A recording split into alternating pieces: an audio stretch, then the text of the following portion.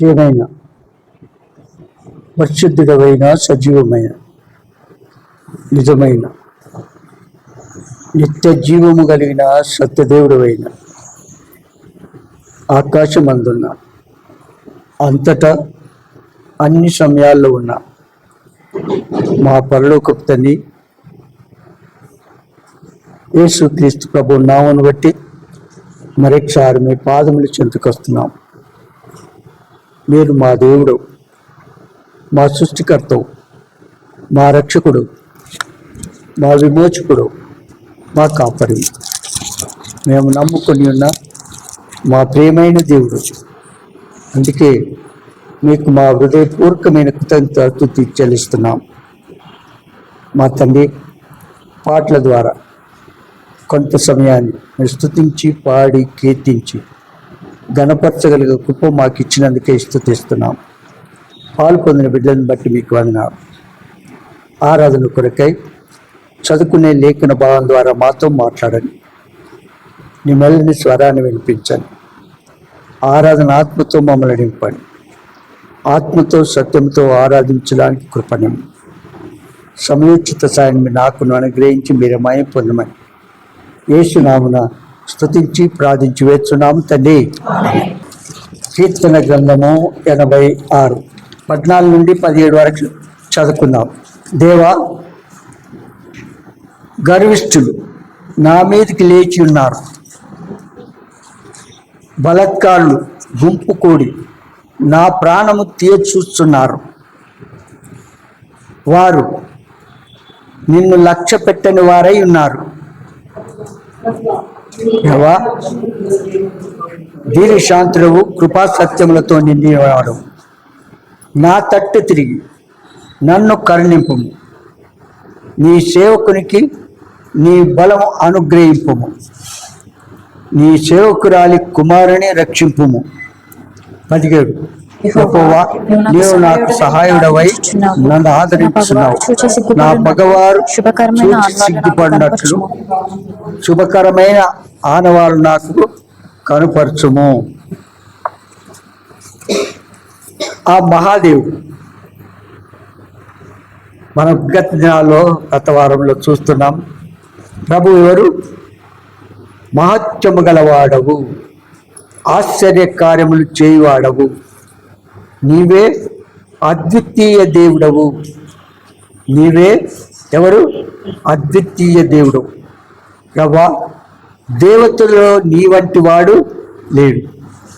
నీ కార్యములకు సాటి అయిన కార్యములు లేవు. కనుక సర్వలోక సృష్టికర్త అయిన ఆ మహాదేవుని మనం ఆరాధించాలి.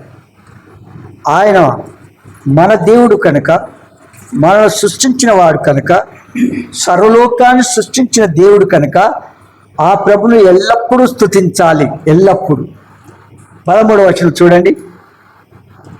ప్రభువా, నా దేవా, నా ఎడల నీవు చూపిన కృప అత్యధికమైనది. పాతాళపు అగాధము నుండి నా ప్రాణమును తప్పించి ఉన్నావు. ఏం చేశాడు? పాతాళపు అగాధము నుండి నా ప్రాణమును తప్పించి ఉన్నావు. కనుక 14వ వచనం కూడా చూడండి. దేవా, గర్విష్ఠులు నా మీదకి లేచి ఉన్నారు. బలాత్కారులు గుంపు కూడి. ఇది ఈ కీర్తన, ఈ మాటలు మన ప్రియ ప్రభుకు సూచనలుగా ఉంటున్నాయి. ప్రభువును ఏం చేసినారు? గర్విష్ఠులు నా మీదకి లేచి ఉన్నారు. బలాత్కారులు గుంపు కూడి నా ప్రాణము చూస్తున్నారు. ఏం చేస్తున్నారు? నా ప్రాణమును చూస్తున్నారు. 2 కొరింథీయుల రాసిన పత్రిక 1వ అధ్యాయం 8, 9, 10 చదవండి. సహోదరులారా, ఆసియాలో మాకు తటస్థించిన శ్రమను గూర్చి మీకు తెలియకుండా మాకు ఇష్టం లేదు. అదేదనగా మేము బ్రతుకుదమనే నమ్మకము లేక ఉన్నట్లు మా శక్తికి మించిన అధిక భారం వలన కుంగిపోతుమి. మరియు ఒక్క నిమిషం. మా శక్తికి మించిన అధిక భారం వల్ల మేము కుంగిపోతుమి. మరియు ఆ మృతులను లేపు దేవుని యందే గాని మృతులను లేపు దేవుని యందే గాని మా యందే మేము నమ్మిక మా యందే ఉంచుకొనున్నట్లు మేము నమ్మిక ఉంచకుండానట్లు మరణమగుతమను నిశ్చయము మా మట్టుకు మాకు కలిగి ఉంది. మా మట్టుకు మాకు కలిగి ఉండెను. ఏం చేసింది? మా మట్టుకు మాకు కలిగి ఉండెను. ఇలాంటి శ్రమలు మనం ఎవరైనా అనుభవిస్తున్నారా? మనం అనుభవించేవి అవి ఎన్నదగినవి కానే కావు. కొద్ది శ్రమ రాగానే, కొద్ది అనారోగ్య పరిస్థితి రాగానే, కొద్దిగా జలుబు రాగానే, లేకపోతే కొద్ది ఏదైనా ఉండగానే ఏం చేస్తాం? ఎంతో గొప్పగా దాన్ని నాకు ఆరోగ్యం బాగాలేదు ఆయా సాకులు చెప్పుకుంటూ వెళ్తాం. ప్రభు నిమిత్తము వారు ఇంత అంత శ్రమలు కాదు. మృతులను లేపు దేవుని అందే గాని మా యందే మేము నమ్మిక ఉంచకున్నట్లు మరణమగుమని నిశ్చయము మా మట్టుకు మాకు కలిగి ఉండెను. చూడండి, ఆయన అట్టి గొప్ప మరణము నుండి మమ్మల్ని ఏం చేసినాడు? తప్పించను. ఆ మహాదేవుడు సర్వలోక సృష్టికర్త, సర్వంతర్యామి, సర్వవ్యాపి. ఇక ముందుకు తప్పించును. ఇప్పుడు తప్పించాడు, ఇక ముందుకు కూడా మన నుంచి అలాంటి ప్రతికూల పరిస్థితిని మనం తప్పించును. అలాంటి విశ్వాసంతో వారు కొనసాగుతూ వస్తున్నారు. మరియు మా కొరకు ప్రార్థన చేయటం వలన మీరు కూడా సహాయం చేయుచుండగా ఆయన ఇక ముందుకును మమ్మల్ని తప్పించునని ఆయన యందు నిరీక్షణ గలవారమై ఉన్నాము. ఏం చేస్తాడు? ఈ వారి శక్తికి మించినటువంటి భారం మరి ఎంత గొప్ప! మృతులలో లేపి దేవుని అందే మాకు నమ్మకం కానీ ఇంకా ఎవరి మీద కాదు. అలాంటి దేవుని మనము మనం ఆశ్రయించాలి. మనము ప్రభు తట్టు తిరగాల. అలాంటి గురిలో నుండి మన జీవితయాత్రను కొనసాగించుకోవాలి. అందుకే ప్రభు అంటాడు, ముందుగానే సంభవించబోయే సంగతులను దావీదు ద్వారా ఇక్కడ తెలియజేస్తున్నాడు. ఏమంటాడు? యెహోవా నా దేవా, నా ఎడల నీవు చూపిన కృప అధికమైనది. పాతాళపు అగాధం నుండి నా ప్రాణమును తప్పించి ఉన్నావు. ఏం చేశావు? పాతాళపు అగాధం నుండి నా ప్రాణము తప్పించి ఉన్నావు. దేవా, గర్విష్ఠులు నా మీదికి లేచి ఉన్నారు, బలత్కారులు గుంపు కూడి నా ప్రాణము తీయచూస్తున్నారు. ఏం చేస్తున్నారు? అప్పుడు ఆ దినాల్లో స్వజనులైన యూదులే ఆయన సిలువేయుడు అని ఏం చేసినారు? కేకలు వేస్తున్నారు. చూడండి, ఎవరి కొరకైతే, ఏ దేశంలోనైతే ఆయన ఏర్పాటు చేసుకొని శరీరధారిగా జన్మించి భూలోకంలో నివసించాడో ఆ ప్రజలే ఆయన ఏం చేస్తున్నారు? సిలువేయుడు అని కేకలు వేస్తున్నారు. చూడండి ఎట్లా ఉందో. కనుక నా ప్రాణము తీయ చూస్తున్నారు. వారు నిన్ను లక్ష్య పెట్టని వారై ఉన్నారు. ఎలాంటి వారు? ఆ సజీవమైన నిజమైన నిత్య జీవం కలిగిన సత్యదేవుని లక్ష్య పెట్టని వారై ఉన్నారు. ప్రభా, నీవు దయాళుడు, దయాదాక్షిణ్యతలు గల దేవుడు, దీర్ఘ శాంతుడు, కృపా సత్యములు నిండినవాడవు. ఏం చేశావు? ప్రభా, నీవు దయాదాక్షిణ్యములు గలవాడు. కీర్తనలు 111:4 ఆయన తన ఆశ్చర్య కార్యములకు జ్ఞాపకార్థ సూచనను నియమించి ఉన్నాడు. చూడండి, ఆయన తన ఆశ్చర్య కార్యములకు జ్ఞాపకార్థ సూచనను నియమించి ఉన్నాడు. యెహోవా దయాదాక్షిణ్య పూర్ణుడు. ఎలాంటి వాడు ఆయన? దయాదాక్షిణ్య పూర్ణుడు. 130 కీర్తనలు 130:4 ఆయనను జనులు నీ యందు భయభక్తులు నిలుపునట్లు. ఏమంటారు? జనులు నీ యందు భయభక్తులు నిలిపినట్లు నీ యొద్ద క్షమాపణ దొరుకుతుంది. నీ యొద్ద ఏం దొరుకుతుంది? క్షమాపణ దొరుకుతుంది. ఎంత చూడండి, యెహోవా కొరకు నేను కనిపెట్టుకొనుచున్నాను, నా ప్రాణము ఆయన కొరకు కనిపెట్టుకొనుచున్నది. కనుక ఇక్కడ చూస్తాం, నీ యందు ఏం దొరుకుతుంది? క్షమాపణ దొరుకుతుంది. మనుషులు క్షమించరు కానీ దేవుడు క్షమిస్తాడు. ఎందుకనగా ఆయన పగ తీర్చుకునే వ్యక్తి కాదు, ఆయన తిరుగుబాటు చేసేవాడు కాదు, ఆయన గొర్రె సాధువు లాంటి వాడు. అందుకే యెషయా గ్రంథము 53 వచ్చారు మొదటి నుంచి చదువు. మేము తెలియజేసిన సమాచారం ఎవడు నమ్మెను? యెహోవా బాహు ఎవరికి బయలుపరచబడెను?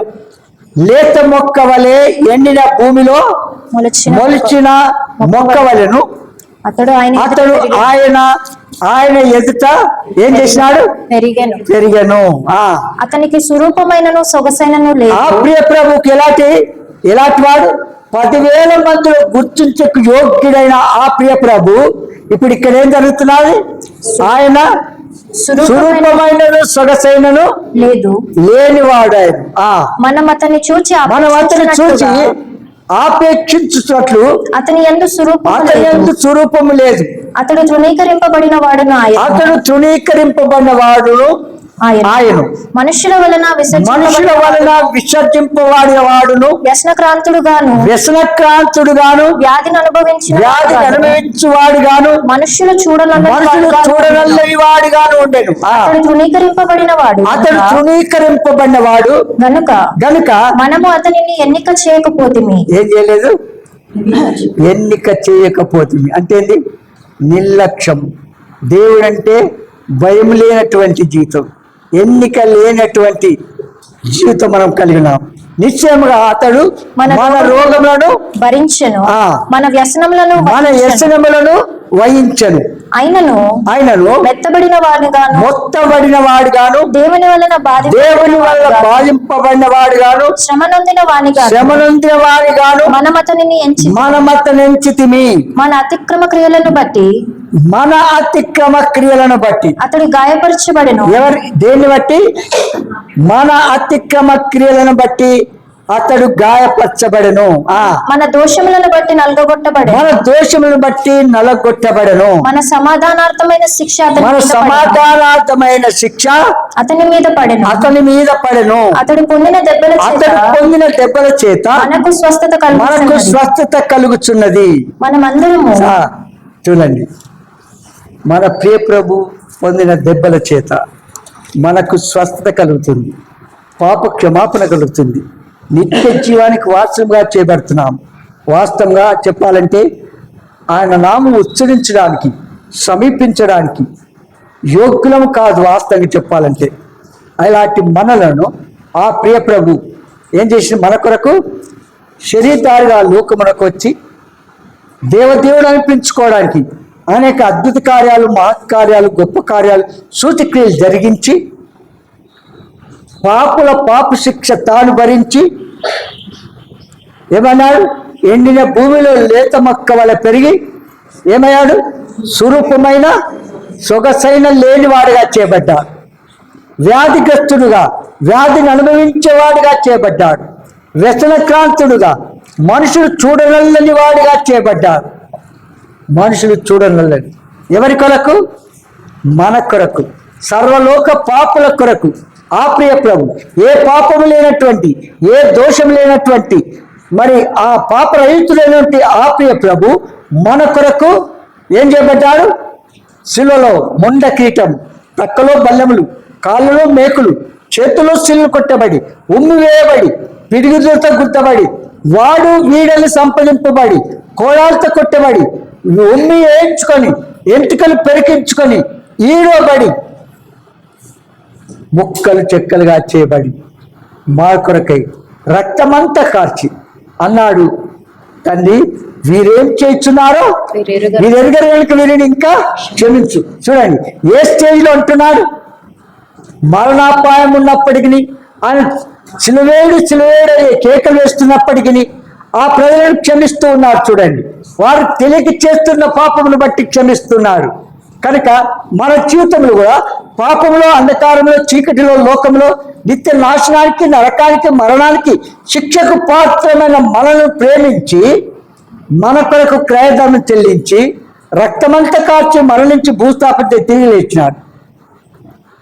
ఎందరైతే ఆ ప్రభుతో విశ్వాసముతో చూసి నా పాపముల కొరకు సిలువబడిన ప్రభును నేను నమ్ముతానని చెప్పిన వారికి రక్షణ కలిగ చేశాడు, పాప క్షమాపణ ఇచ్చాడు, శాంతి సమాధానం ఇచ్చాడు, నిత్య జీవానికి వారసుగా చేసినాడు.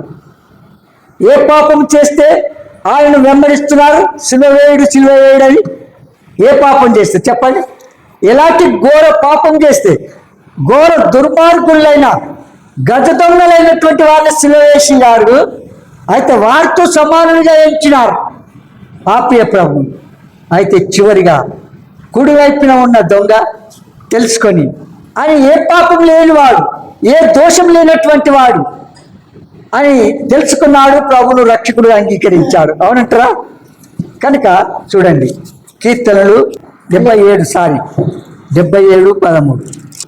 దేవా నీ మార్గము పరిశుద్ధమైనది, నీ వంటి మహాదేవుడు ఎక్కడున్నాడు?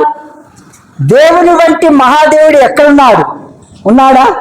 అందుకంటాడా ప్రభు, పైన ఆకాశం అందు కానీ, కింద భూమి అందు కానీ, భూమి కింద నీళ్ళ అందు కానీ ఏ రూపములు మీరు చేసుకొనకూడదు, వాటికి సాగిలపడకూడదు, వాటిని పూజింపకూడదు, వాటిని సేవింపకూడదు, వాటితో నిబంధన చేసుకొనకూడదు అంటాడు. నిబంధన చేసుకొనకూడదు.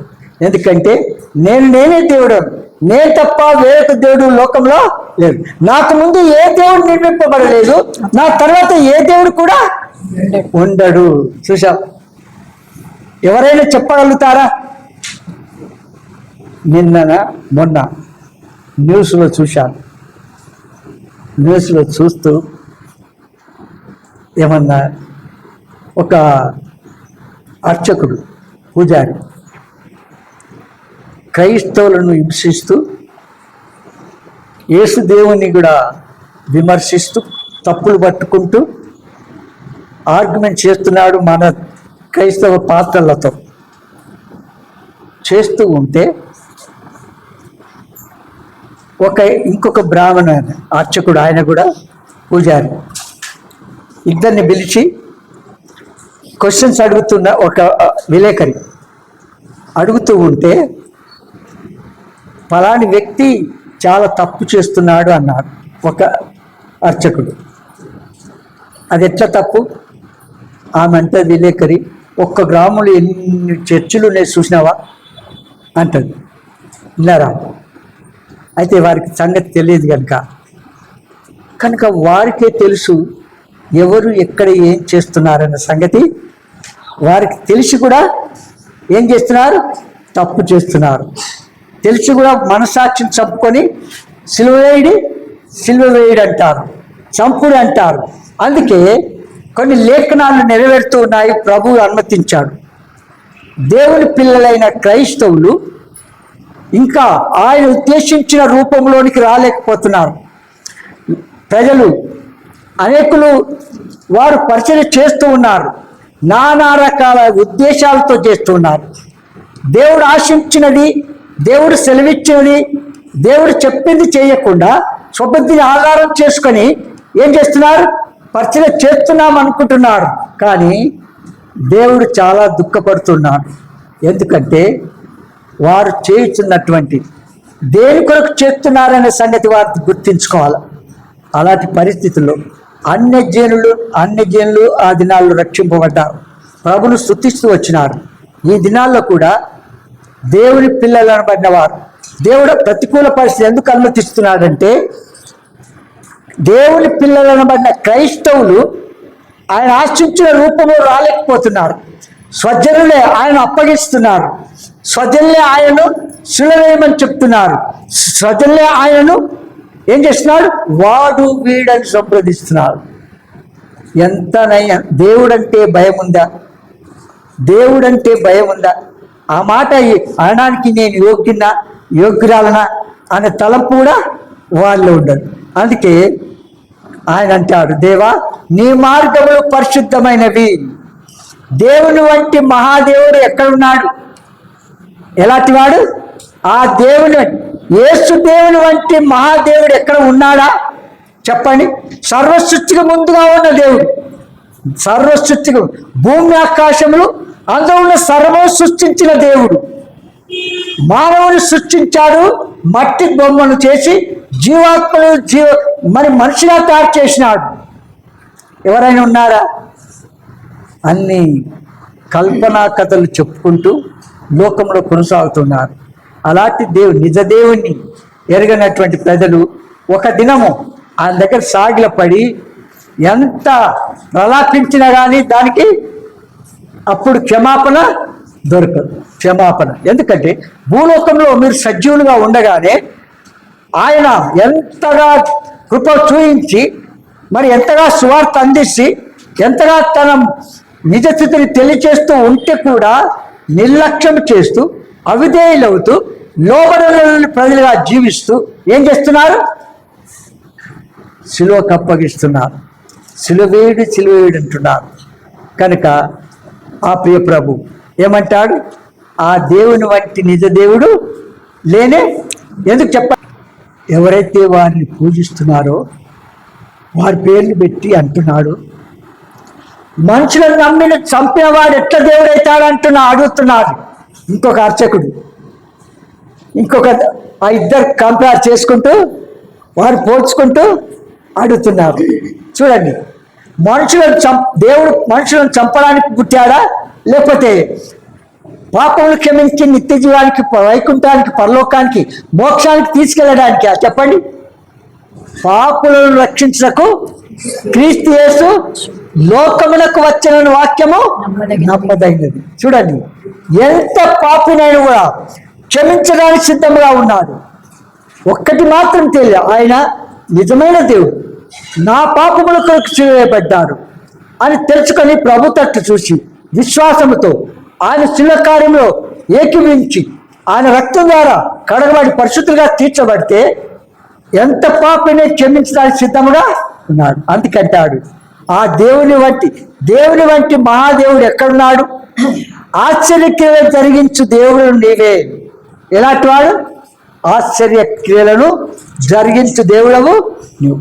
కనుక మానవుని చేత చేయబడినటువంటి వాటిని దేవుడని చెప్పడం, అవి నోరుండి మాట్లాడవు, కన్నులుండి చూడవు, కాళ్ళుండి నడవు.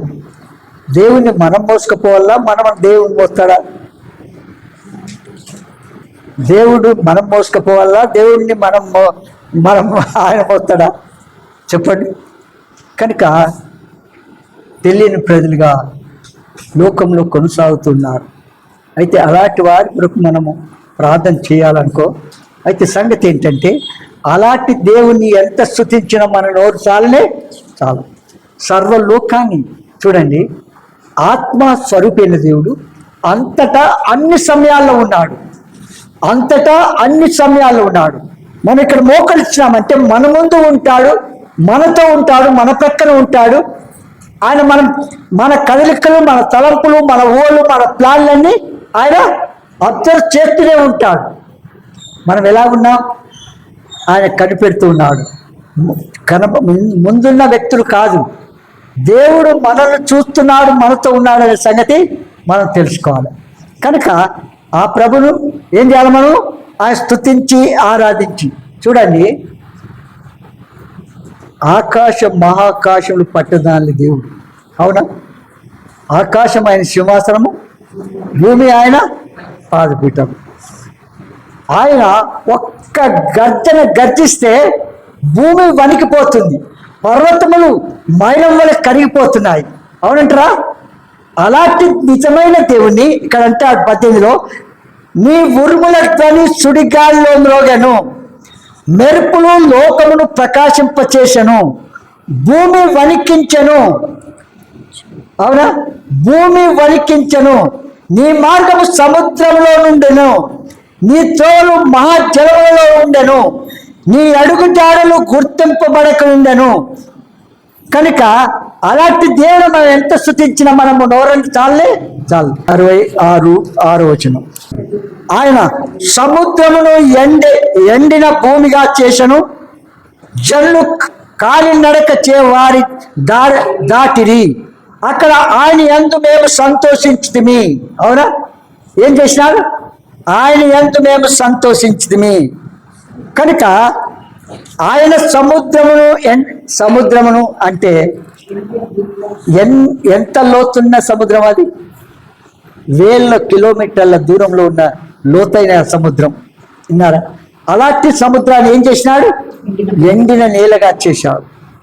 తన ప్రజలను ఇశ్రాయేలీయులను 6 ఏళ్ళు నడిపించాడు. అవునా? కనుక మన జీవితంలో ఆ ప్రభును కొంతసేపు ఆరాధన, ఈ వాక్యం ఆధారం చేసుకొని కొంతసేపు ఆరాధన చేస్తాం.